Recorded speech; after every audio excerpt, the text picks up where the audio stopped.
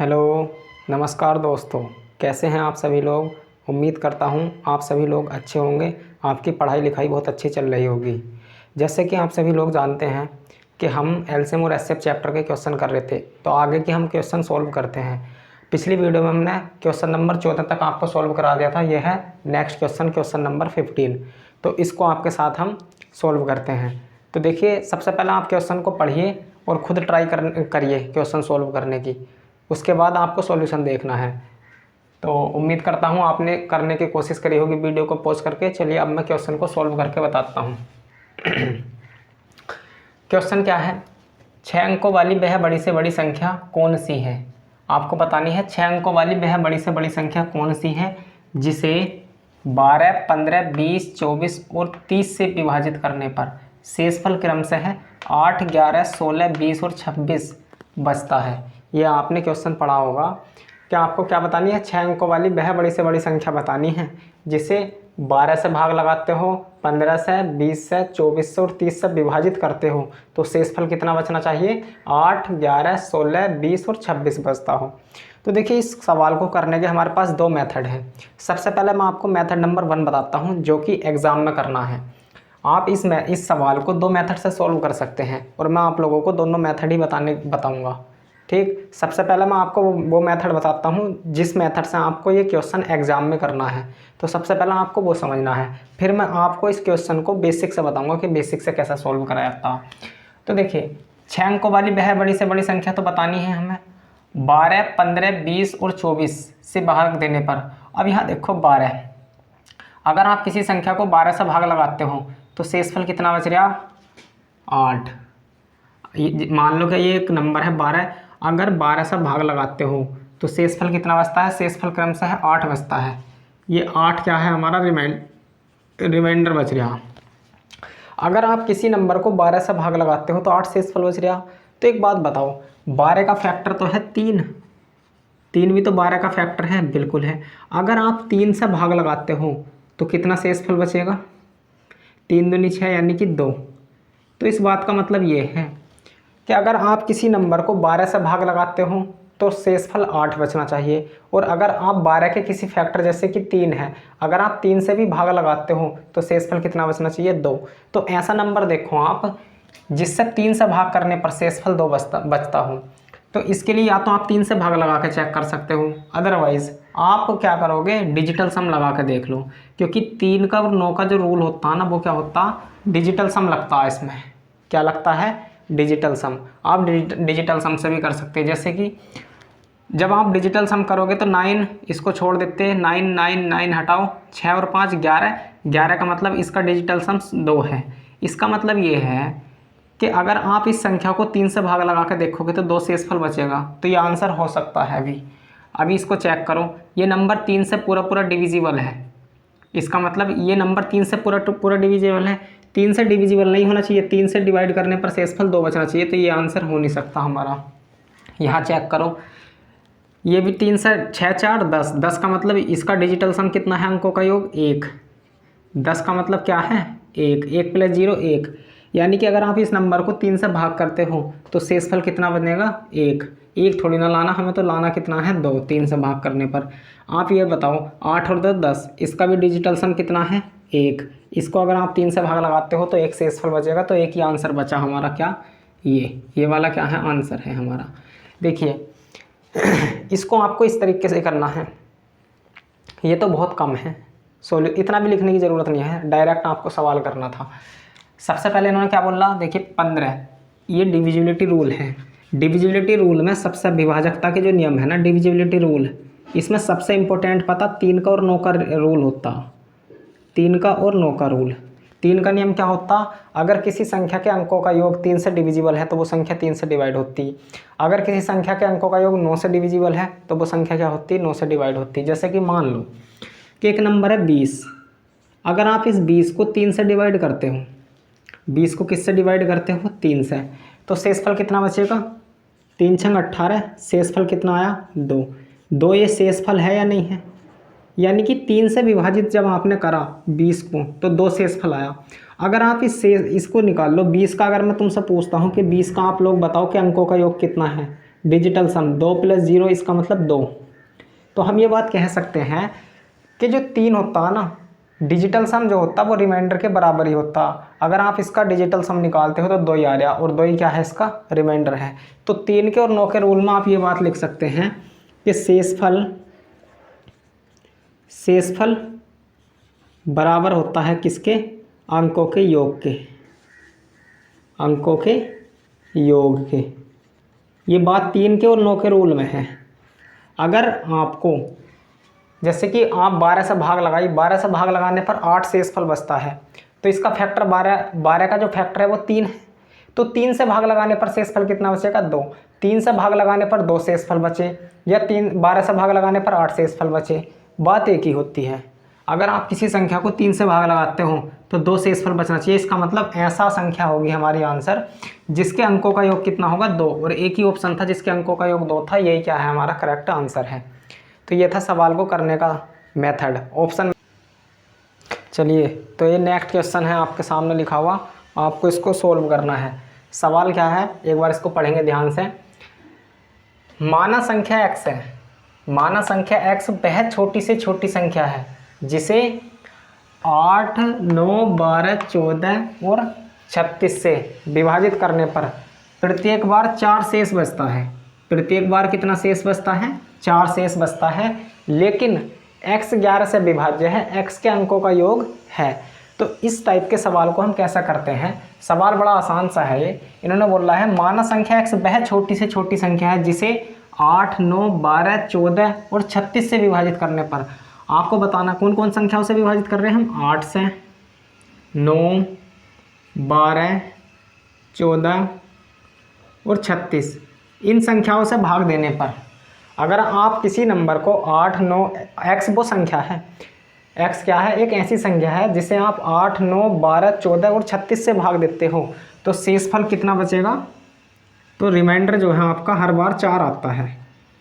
इस बात का मतलब पहले तो समझेंगे क्या है कि आप x एक ऐसा नंबर है, अगर आप 8 से भाग लगाते हो तब भी 4 शेष बचेगा, 9 से भाग लगाते हो तब भी 4 शेषफल बचेगा, 12 से भाग लगाते हैं तब भी 4 शेषफल बचेगा, 14 से भाग लगाते हो तब भी 4 शेष बचेगा, और 36 से भाग लगाने पर तब भी 4 शेषफल बचेगा। x एक ऐसी नंबर है, x एक ऐसी संख्या है। तो अब इसमें हम सबसे पहले हम इसको डिजिटल सम से करेंगे। आप बताओ, इसमें 9 का रूल लग रहा, डिविजिबिलिटी रूल क्या है, 9 का लग रहा। अगर कोई नंबर, मान लो कि कोई नंबर 9 से अगर कोई नंबर है, मान लो ये एक नंबर है, अगर ये संख्या 9 से डिविजिबल है, अगर कोई नंबर 9 से डिविजिबल है तो उसके अंकों का योग क्या होगा, उसके अंकों का योग कितना होगा निकल के, या तो 0 होगा या 9 होगा, यही तो होगा। उसके अंकों का योग 0 होगा या 9 होगा, 9 को ही 0 मान लेते हैं। यानी कि मैं एक बात समझाने की कोशिश कर रहा हूँ, एक बार फिर से समझिए मैं कहना क्या चाह रहा। एक बात समझो, जैसे कि मान लो कि ये है एक नंबर 18 और 36, ये संख्या है। अगर आप इस संख्या को 9 से भाग लगाते हो, 9 से भाग लगाने पर क्या ये कम्प्लीटली डिविजिबल है, बिल्कुल डिविजिबल है। 9 दूनी 18 और 9 चौक 36, 204 आएगा अगर आप 9 से भाग लगाते हो, यस और नो, बिल्कुल। अगर आप किसी संख्या को 9 से भाग लगाते हो, इसको 1836 को, तो 204 आ गया, यानी कि शेषफल कितना आ रहा। अगर मैं आपसे पूछता हूँ शेषफल कितना आ रहा, तो आपका जवाब होगा शेष 0 है या नहीं है। अब आप इसके अंकों का योग निकाल के देखो, 8 और 1 9, 9 3 12, 12 और 6 18, 18 का मतलब क्या है, 8 और 1 9। इसके जो डिजिटल सम है, इसका अगर मैं डिजिटल सम पूछता हूँ आपसे तो कितना आएगा, 9। यानी कि किसी संख्या को अगर आप, इसका डिजिटल सम 9 है, अगर आप 9 को 9 से भाग लगाओगे तो शेषफल कितना आएगा, 0। अब मान लो कि जैसे कि ये है 38 है, अगर आप इसको 9 से भाग लगाते हो तो शेषफल कितना बचेगा, 9 चौक 36, शेषफल कितना बचेगा, 2 बच रहा नहीं। यानी कि अगर आप 38 को 9 से भाग लगाते हो तो शेषफल कितना आ रहा, 2। शेष कितना आ रहा, 2 आ रहा या नहीं आ रहा, बिल्कुल आ रहा।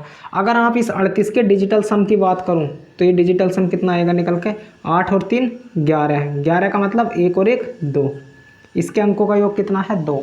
इस बात का मतलब ये है कि 9 के रूल में, 9 का जो डिविजिबिलिटी रूल होता है उसमें एक बात ध्यान रखनी होती है। अगर आप किसी संख्या को 9 से विभाजित करते हो, जितना शेषफल आता है उस संख्या के अंकों का योग भी उतना ही होता है। और जैसे 38 है, 38 को अगर 9 से भाग देते हो तो 2 शेषफल आ रहा, बिल्कुल आ रहा। अगर आप इसके डिजिटल सम की बात करें तो इसका डिजिटल सम कितना होगा, 2। यहाँ देखो इसका डिजिटल सम कितना आ रहा निकल के, 9। डिजिटल सम क्या है, 9, यानी कि इसके अंकों का योग 9 है। क्या ये 9 से डिविजिबल है, बिल्कुल। 9 को 9 से भाग लगाएंगे तो शेषफल कितना बचेगा, 0। अगर आप डिजिटल सम को 9 से भाग लगाते हो तो शेषफल कितना बचेगा, 2। अब सवाल पे आते हैं हम। माना संख्या x वह छोटी से छोटी संख्या है जिसे इतनी संख्याओं से भाग देने पर 4 शेष बचता है। तो इसका मतलब तो ये पक्का है, अगर आप किसी संख्या को 9 से भाग लगा रहे हो, अगर आप किसी संख्या को 9 से भाग लगा रहे हो और 4 शेषफल बचता है, 4 क्या बचता है, रिमाइंडर, इसका मतलब एक ऐसी संख्या आंसर होगी जिसके अंकों का योग क्या होगा, 4। जिसके अंकों का योग क्या होगा, 4। और x के अंकों का योग बताना, तो x के अंकों का योग कितना होगा, 4। यही क्या है, हमारे सवाल का करेक्ट आंसर है। बात समझ गए या नहीं समझे? चलिए और अच्छे से एक्सप्लेन कर देता हूँ, मैं बताने की कोशिश क्या कर रहा हूँ आपको, एक बार और समझिए, थोड़ा सा और बता देता हूँ, मैं एक्सप्लेन करता हूँ। देखिए मैं क्या बताना चाह रहा हूँ। जैसे कि मान लो कि एक नंबर है 57, ठीक है भैया, ये एक 57 नंबर है। अगर आप इसको 9 से भाग लगाते हो तो शेषफल कितना बचेगा, 9 छंग 54, शेषफल कितना बचा, 3 बचा, बिल्कुल। अगर मैं आपसे पूछता हूँ कि 57 का डिजिटल सम बताओ, अंकों का योग, डिजिटल सम, तो 7 और 5 12, 12 का मतलब भी क्या होगा, 2 और 1 3। तो एक बात बताओ, किसी संख्या को अगर हम 9 से भाग लगाते हैं और शेषफल 3 बचता है, इसका मतलब ये है कि उस संख्या के अंकों का योग भी कितना होगा, 3। तो उस संख्या के अंकों का योग भी कितना होगा, 3। देख लो 3 ही है। तो ये बता रहा था, अगर कोई संख्या 9 से पूर्णतः विभाजित 9 से विभाजित होने पर 4 शेषफल बचता है तो उसके अंकों का योग भी कितना होगा, 4। इस प्रकार से सवाल करना था आपको, इतना तो सॉल्व भी नहीं करना था, ये तो मैंने आपको नॉलेज के लिए बता दिया। एग्जाम में तो आपको इसको विदिन सेकंड बताना है। समझ में आ गया या नहीं आ गया? एक दूसरा मेथड भी होता है इस सवाल को सॉल्व करने का। सेकंड मेथड होता है क्या, बेसिक। आप बेसिक से भी कर सकते हैं इसको, ठीक है। दोनों मेथड अच्छे माने जाते हैं, आपको इसको नोट करना है। अब मैं आपके सामने नेक्स्ट क्वेश्चन लिखता हूँ।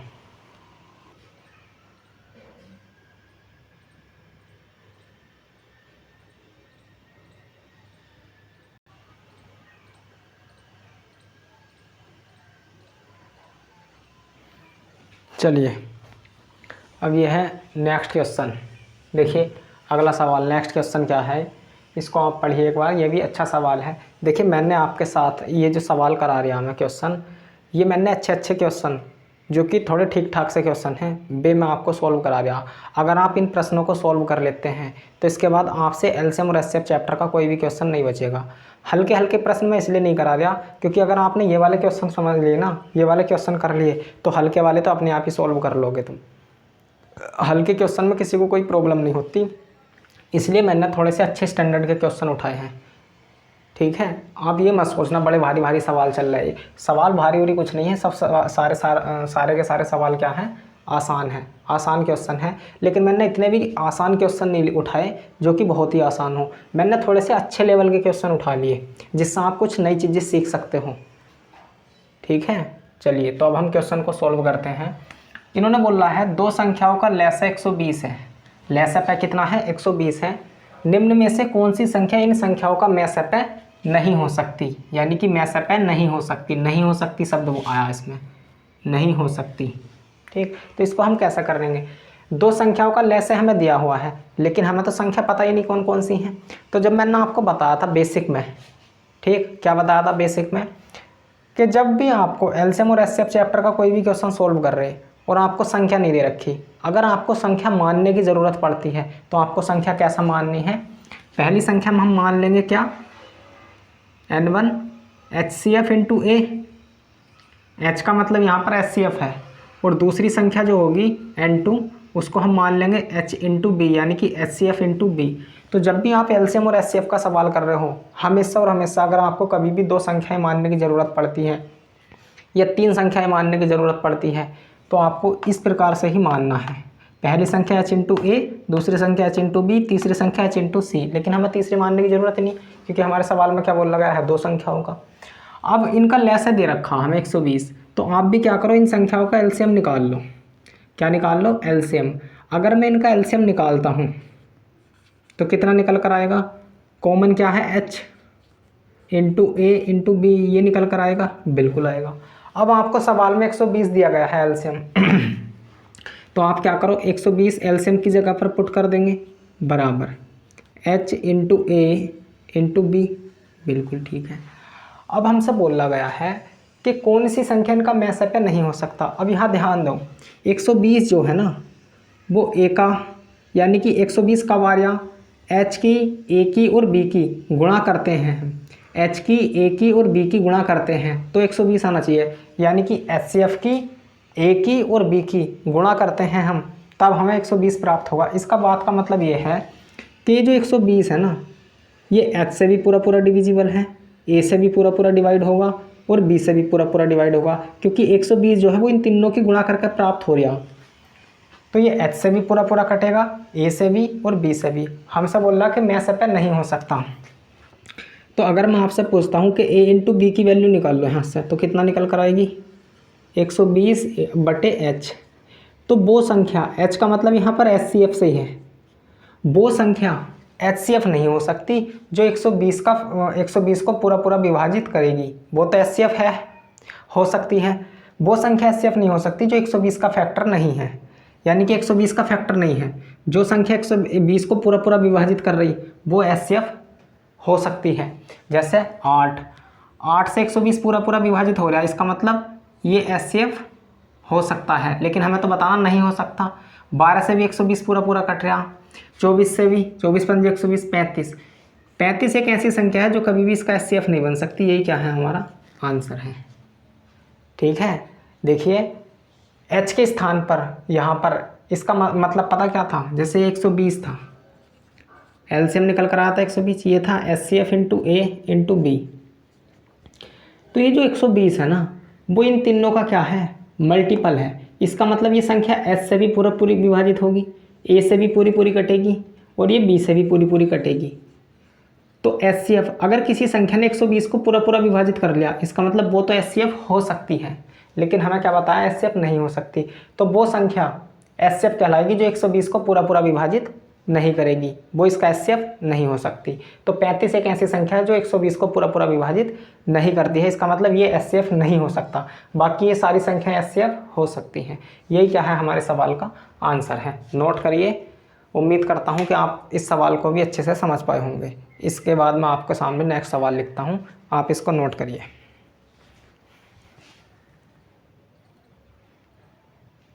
चलिए, तो ये नेक्स्ट क्वेश्चन लिखा हुआ है आपके सामने, आप इसको पढ़िए और खुद सॉल्व करने की कोशिश करिए पहले। तो चलिए देखते हैं, सवाल को पढ़िए। क्या है? दो संख्याओं का गुणनफल 2028 है भैया। सवाल में बोला गया है कि दो संख्याओं का गुणनफल 2028 है, उनका जो HCF है वो 13 है। ऐसे युग्मों की संख्या होगी, वो बताना कि कितने युग्म बनाए जा सकते हैं। सबसे पहले तो आपको एक बात ध्यान रखनी है, क्या?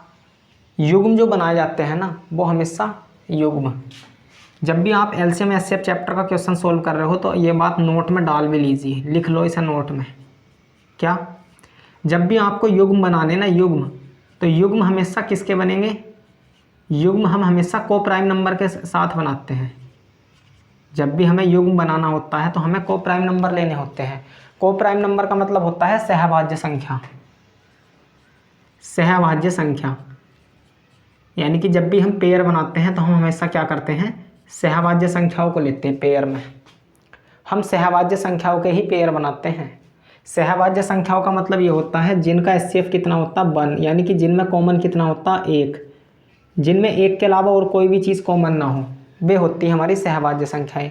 वे दो संख्याएं जिनका HCF 1 होता है सहभाज्य संख्याएं कहलाती है। जैसे अगर मैं आपसे पूछता हूँ 2 और 3 क्या सहभाज्य संख्या? बिल्कुल, इनका HCF 1 है। अगर मैं आपसे पूछता हूँ 4 और 7 क्या सहभाज्य संख्याएं हैं? बिल्कुल सहभाज्य संख्याएं, क्योंकि इन दोनों संख्याओं का HCF कितना है? 1 है।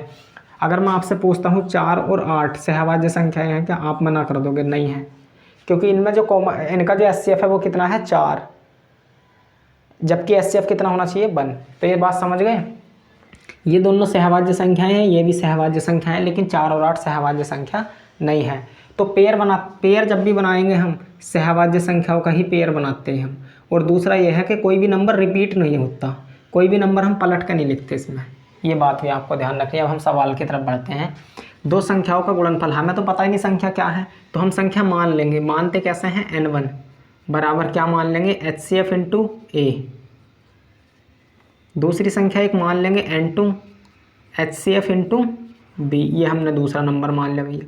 अब इनों का क्या दे रखा है हमें, दो संख्याओं का गुणनफल दे रखा। एक बात बताओ, दो संख्याओं का गुणनफल दे रखा n1 गुणा n2 दे रखा कितना 2028।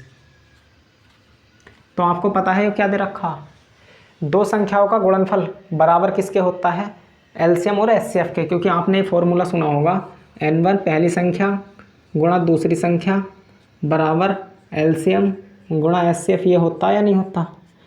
यानी कि आप n1 और n2 की जगह एलसीएम और एचसीएफ का गुणनफल मान लीजिए। ये क्या है, एलसीएम और एचसीएफ का गुणनफल है। तो ये क्या है, एलसीएम और एचसीएफ का गुणनफल कितना दे रखा भैया,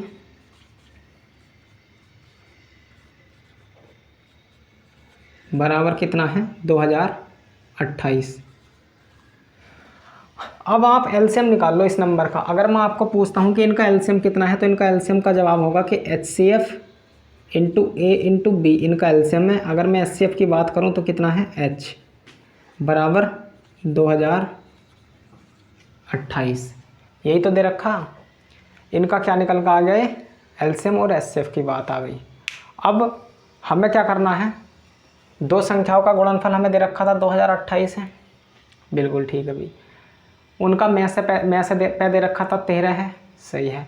ऐसे युग्मों की संख्या होगी, तो ऐसे युग्मों की संख्या बतानी है हमें। अब ये दो संख्याओं का गुणनफल है, ये दो संख्या एलसीएम और एचसीएफ का गुणनफल है। एलसीएम और एचसीएफ का क्या निकल कर आ गया, गुणा। चलिए, तो ये क्या है, दो संख्याओं का क्या दे रखा था हमें, गुणनफल दे रखा था। अब हम ये बात जानते हैं कि जो संख्याओं का गुणनफल होता है n1 गुणा n2 बराबर होता है एलसीएम गुणा एचसीएफ के, ये तो होता ही है फॉर्मूला। तो हमने n1 और n2 की जगह पर एलसीएम गुणा एचसीएफ डाल दिया और बराबर में 2028, बिल्कुल बात ठीक हो गई। अब यहाँ पर देखो एचसीएफ कितना दे रखा 13 सवाल में, तो यहाँ पर h की जगह पर हम 13 डाल देंगे। 13 गुणा A गुणा B गुणा 13 बराबर 2028, ठीक। 13 से भाग लगाएंगे, 13 ही का ना, 13 से ही संख्या कट रही है क्या, पूरी पूरी देखियो, 2028 13 से कट रहा था, 13 ही का ना, 13 कितना बचा 7, 13 पंजे 65 कितना बचा 7, 13 छिंग 78 कट गया 156 बार, काट कर क्या आया 156। ये 156 भी 13 से डिविजिबल है, 13 ही का ना, 13 और 13 दूनी 26। तो A इंटू बी की वैल्यू यहाँ लिख देता हूँ मैं। A इंटू बी कितना निकल कर आ गया, A इंटू बी निकल कर आया हमारा 12।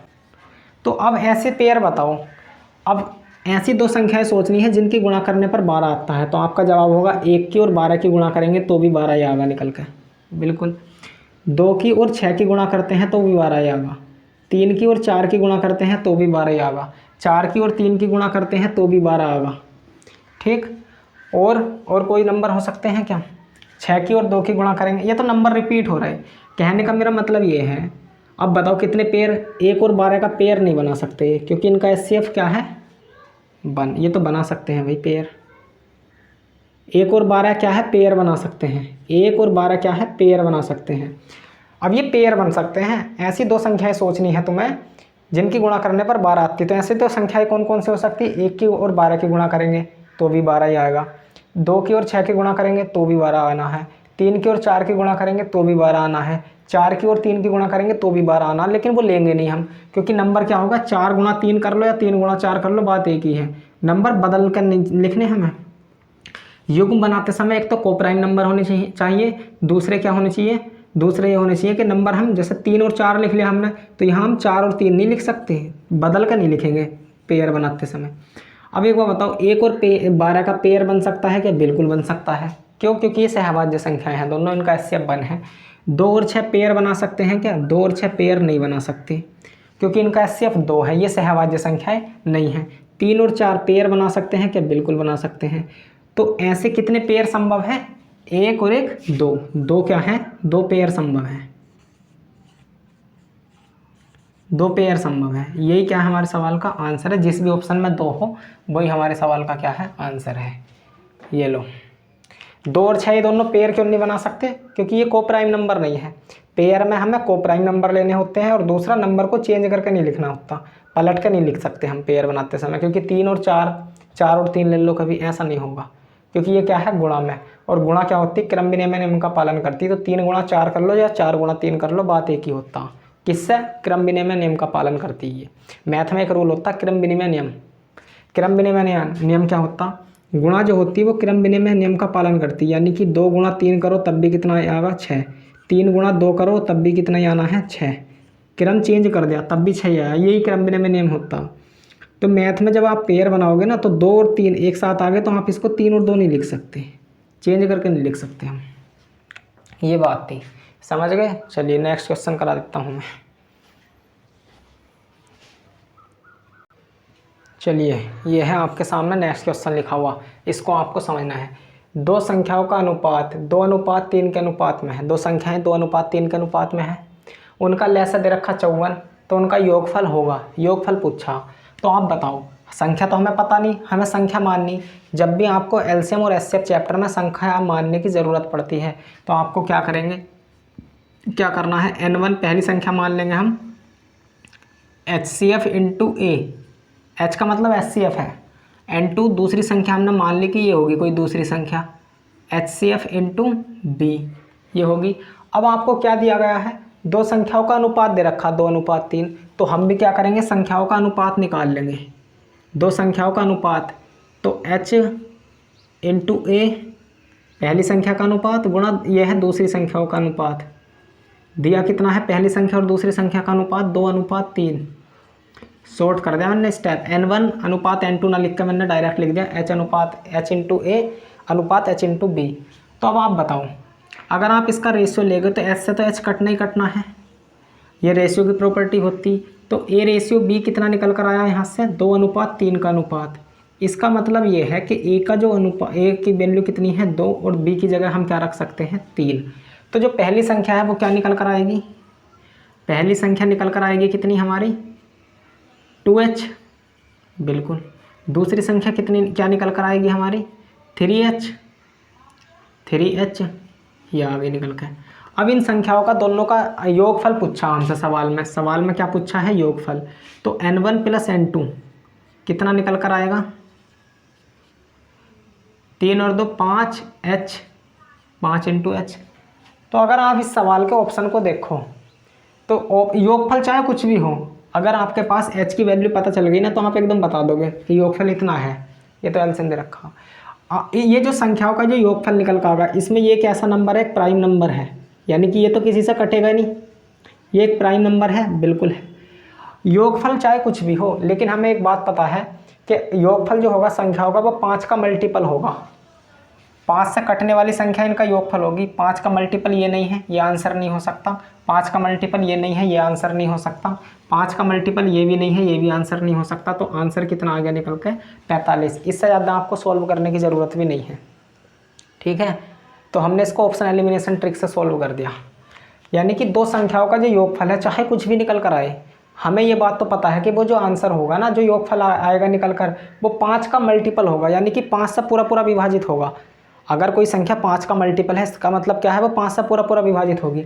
ये ऑप्शन 5 का मल्टीपल नहीं था, ये ऑप्शन 5 का मल्टीपल नहीं था, ये भी नहीं था। एक ही ऑप्शन है जो 5 का मल्टीपल है, यही क्या है? हमारा आंसर है। तो इसका जो आंसर है वो कितना है?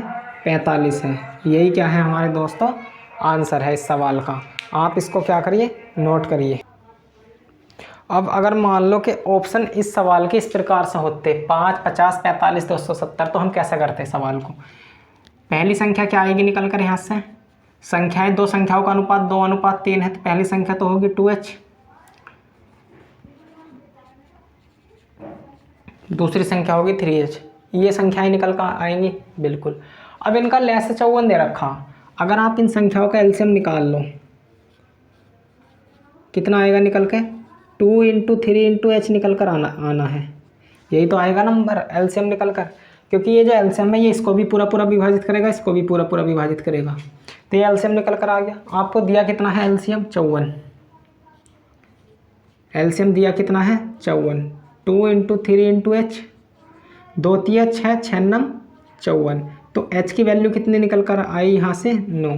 तो अब आप संख्या बता सकते हो, पहली संख्या क्या है हमारी n1, 9 दूनी 18, और दूसरी संख्या क्या है n2, h की जगह वैल्यू लगा दो 9, तो 9 तिया 27, 27 और 18 कितना हो गया, अगर आप इनका योगफल देखते हो n1 प्लस n2 कितना आएगा निकल के 45, यही क्या है 27 और 3 30 और 15 45, 45 क्या है हमारे सवाल का आंसर है। तो आप इसको ऑप्शन मेथड से भी सॉल्व कर सकते हो सवाल को, और बेसिक से भी कर सकते हो, यानी कि जो सही अप्रोच है इस सवाल को सॉल्व करने की। मैंने दोनों बता दिया आपको, पहले मैंने ऑप्शन अपनी तरफ से लिखे थे, वे तो ये आपको एग्जाम में दिए गए थे, ये वाले ऑप्शन दिए हुए हैं क्वेश्चन में, मैंने वो वाले जो ऑप्शन लिखे थे वो अपनी तरफ से लिखे थे, ताकि मैं वो वाली अप्रोच आपको समझा सकूँ। तो आप इसको नोट करिए, उम्मीद करता हूँ आप अच्छे से समझ गए होंगे इस चैप्टर को, इस क्वेश्चन को। ठीक, नेक्स्ट क्वेश्चन करेंगे हम इसके बाद। ये देखिए, ये मैंने आपके सामने नेक्स्ट क्वेश्चन लिख दिया भाई, इसको आप पढ़िए। दो संख्याओं का योग 36 तथा उनका मैसप और लसप क्रम से है 3 तथा 105 है, उनके व्युत्क्रमों का योग होगा। तो देखिए, दो संख्याओं का योग 36 दे रखा हमें, दो संख्याओं का योग कितना दे रखा 36, यानी कि पहले तो दो संख्याएं मान लो कौन कौन सी होंगी। n1 संख्या क्या होगी h इंटू ए, h कितना है यहाँ पर HCF कितना है 3, तो पहली संख्या होगी 3 इंटू ए, और जो दूसरी संख्या होगी n2 वो होगी 3 इंटू बी। ये दो संख्याएं हैं। अब इन दो संख्याओं का जो योग है, योगफल आप निकालते हैं तो कितना निकल कर आएगा, योगफल आएगा इनका निकल कर 3 इंटू ए प्लस बी। इन दोनों संख्याओं का योगफल यही तो आएगा निकल कर, बिल्कुल। तो ये दो संख्याओं का योग है, n1 प्लस n2 कितना आएगा निकल कर 3 इंटू ए प्लस बी। योगफल दिया कितना हुआ है सवाल में 36, तो योगफल के बराबर योगफल लग देंगे, भाग लगाएंगे कितना आएगा 12, तो a प्लस बी कितना आ गया निकल कर यहाँ 12। a प्लस बी काम में लेंगे बाद में, अभी यहीं रहने देते हैं, ज़रूरत पड़ेगी तो काम में लेंगे, अदरवाइज नहीं लेंगे। फिर बोल रहा है इनका मैसअप 105 है, इनका मैसअप कितना दे रखा 105। अगर मैं आपसे इन संख्याओं का एलसीएम पूछता हूँ तो कितना निकल कर आएगा 3 इंटू ए इंटू बी, यही तो होगा एलसीएम। इनका एलसीएम कितना निकल कर आया 3 इंटू ए इंटू बी, एलसीएम दिया हुआ कितना है सवाल में 105, तो एलसीएम के बराबर रख दो क्या 105। 3 से भाग लगाएंगे कितनी बार जाएगा 3 तिया 9 और 3 पंजे 15, तो ए इंटू बी की वैल्यू कितनी निकल कर आ गई यहाँ से, ए इंटू बी की वैल्यू आ गई निकल कर 35। अब हमसे क्या पूछा है, उनके व्युत्क्रमों का योग, यानी कि जो संख्याएं हैं ना उनका व्युत्क्रमों का योग बताना हमें कि उनके व्युत्क्रमों का योग क्या है। तो अगर आपके पास a और b की वैल्यू हो तो आप पहली संख्या भी बता दोगे कौन सी होगी, दूसरी संख्या भी आप इजीली बता दोगे कि कौन सी होगी। बता दोगे या नहीं बता दोगे, बिल्कुल बता दोगे। तो इनके व्युत्क्रमों का योग क्या है, अगर मैं आपसे पूछता हूँ ऐसी दो संख्याएं बताओ जिनकी गुणा करने पर तो 35 आना चाहिए और योगफल करने पर 12 आना चाहिए, तो क्या बताओगे आप, एक संख्या 5 होगी और एक संख्या 7, यानी कि a की वैल्यू 5 और b की वैल्यू 7 है, फिक्स है ये वैल्यू। 7 की और 5 की गुणा करोगे 35 आएगा, 7 की और 5 को जोड़ोगे तो 12 आएगा। अब इनका व्युत्क्रम क्या है 3 है, तो n1 की जो वैल्यू आगे निकल कर वो कितनी आनी है, n1 की वैल्यू a का मान रखो 5, तो 5 थी 15, और n2 की वैल्यू कितनी निकल कर आएगी यहाँ से 7 से 21। अब ये संख्याएं निकल कर आ गई हमारी 15 और 21। हमें तो इनके व्युत्क्रमों का योगफल बताना था, 1/15 प्लस 1/21। इनका एलसीएम निकाल लेंगे तो कितना आएगा 105, 105 आएगा। 7 प्लस 5 12/105, 3 से काट लेंगे 3 चौक 12, 3 से काटेंगे 35 बार, तो आंसर कितना निकल कर आएगा यहाँ से 4/35। ये क्या है HCF है इनका। आप किसी भी तरीके से व्युत्क्रम, आप यहीं भी व्युत्क्रम कर सकते हैं 1/3a प्लस 1/3b, तब भी आंसर सेम ही आएगा निकल के। तो ये लास्ट सवाल था हमारे आज की क्लास का। चलिए दोस्तों, आज की क्लास आपको कैसी लगी, उम्मीद करता है अच्छी लगी होगी। आप लोग अच्छे समझ गए होंगे इन सवालों को। तो अब मैं ये क्लास यहीं पर ख़त्म करता हूँ। मिलते हैं आपके साथ नेक्स्ट वीडियो में। Okay bye, thank you, take care.